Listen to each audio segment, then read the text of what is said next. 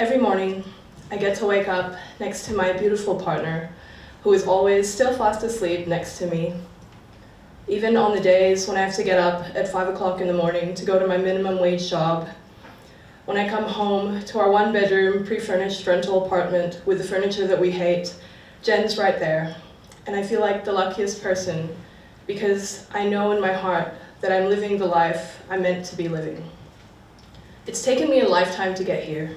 If you'd have told me 5 years ago that in 2021 I'd be living with my girlfriend of 1 year after having come out as a lesbian, I would have thought you were from a parallel universe. You see, in 2016, I had just gotten married to Nathan, who was the first boy I'd ever dated. I had met Nathan in church, which is where all the good Christian girls meet the good Christian boys. Nathan was the leader of our church band, and my dad was a reverend doctor who was always trying to get me more involved in church things. So he signed me up to play guitar in this band. Now, back then, Nathan had long caramel locks that he kept tied in a low ponytail, and he played a cherry red electric guitar. But what really drew me to him was his warmth and his desire to connect with people. After playing with Nathan on this band for a year, we got to talking and hanging out more, and he became like that first friend that I had needed. I was 18 years old, and pretty soon we were dating, but my dad wasn't a big fan of that at first. Eventually, he came around, and after 2 years of dating, Nathan and I did what good Christian girls and boys do, and we tied the knot. And yes, we were very young at the time, but our relationship was pretty great. We were the best of friends, we loved just being together, and we rarely even fought.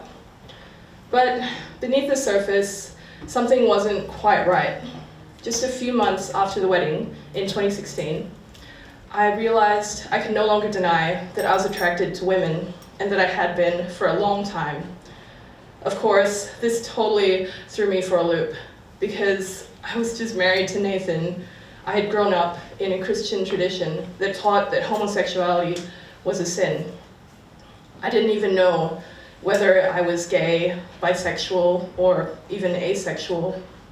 And I had no one I could talk to because all our friends were church friends. So I wrestled with this on my own for months before I finally decided I was probably bisexual. After all, this made the most sense, and it meant I wouldn't jeopardize my relationship with Nathan. So just after our 1 year anniversary, I came out to Nathan as bisexual, and he was so supportive. He took it really well, and he told me that I could always tell him about any feelings or crushes that I was having on anyone. Over the next few years of our marriage, I must have told Nathan about hundreds of different girls that I've been crushing on. But I never told him about the crushing weight that would find me in the middle of the night, the fear that I would never have the one thing I truly wanted, which was to fall in love with a woman. But it turned out I wasn't the only one suppressing my sexuality in our relationship. Both Nathan and I, growing up in church, had been taught that we were supposed to suppress our sexuality until we were married in a heterosexual marriage. But, this whole thing hadn't quite panned out for us.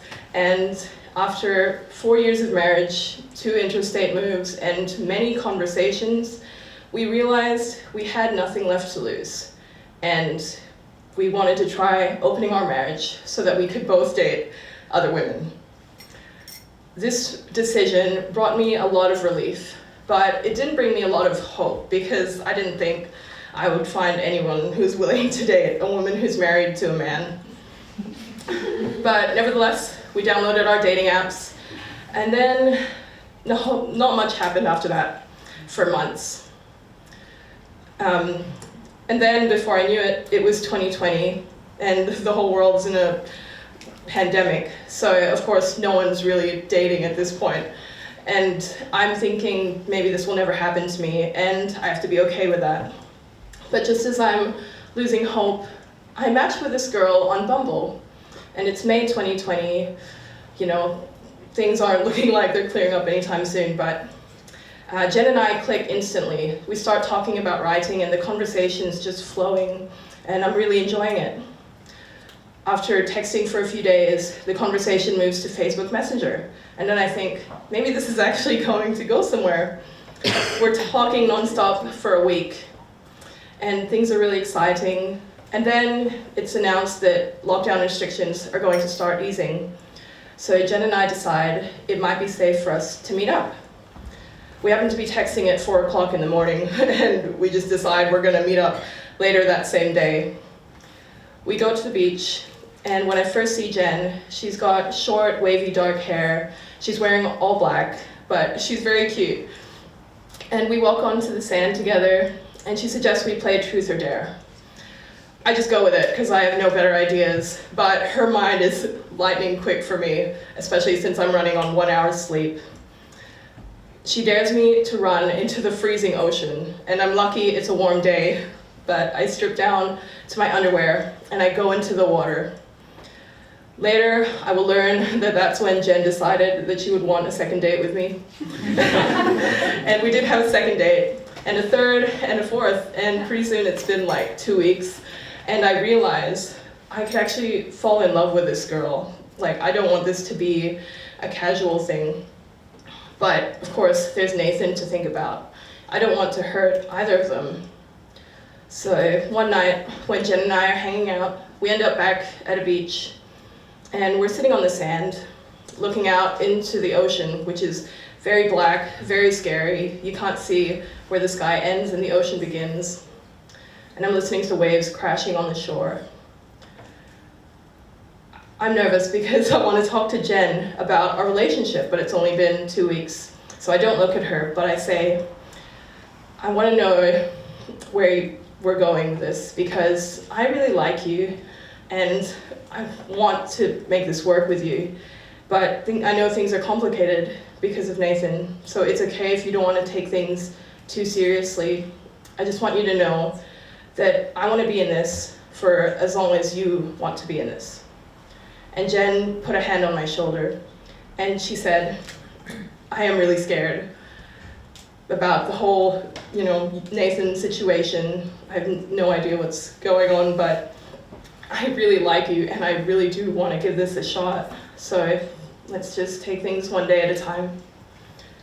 When I go home that night, I'm relieved, but also burdened, because it feels like I'm sort of back in that place that I was 5 years ago, when I'm confused and afraid, and I have no idea what my future with Nathan is going to look like.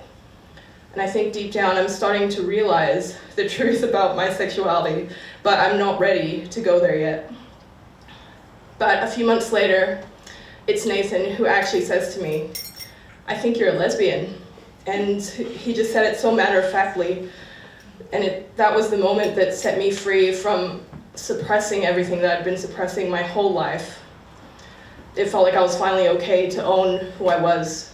But of course, him saying that necessarily meant a change in our relationship.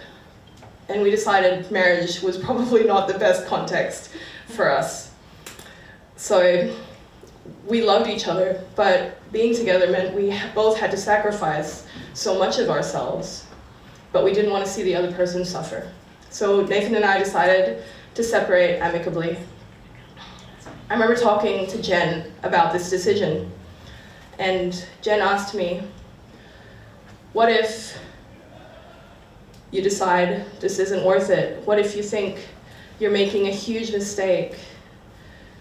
And I look at her and I say, when I choose you, I'm not just choosing between two people. Choosing you means choosing myself. When I'm with you, everything in me comes alive, and I get to be that person who's running into the freezing ocean on a warm day. I don't have to be sitting on the shore, terrified of what the water holds. And I could never regret that, and that will always be worth it to me to get to be who I am. I'm so glad that Jen took a chance on me, and I'm so lucky that Nathan loved me enough to set me free. I have two people in my life who love me for who I am, and it's because of them that I get to be out and proud and living a life that's true to myself.